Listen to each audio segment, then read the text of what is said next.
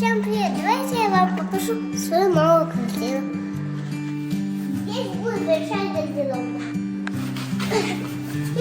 Пошли дальше. Такой большой зал.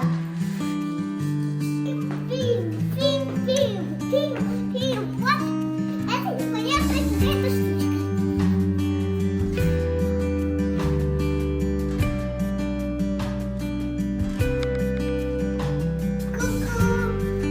Здесь у нас будет постелочная.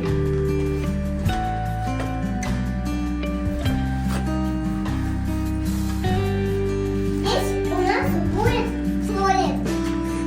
Здесь будет душ, а там под окном будет ванная.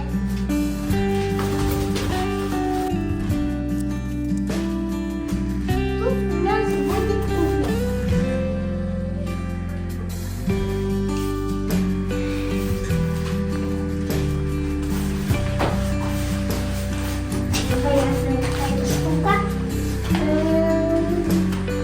Фонарики там наверху. Иди в свою комнату. Вот это будет моя комната.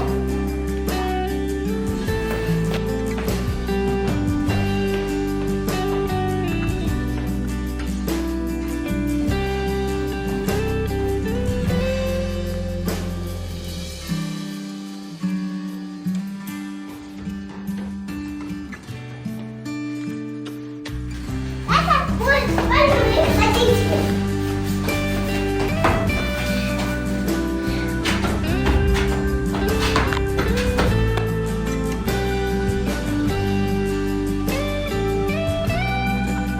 Это будет гардеробная.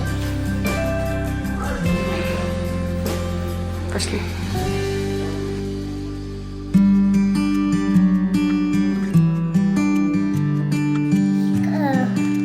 Интересно, какая будет квартира, когда ремонт закончится.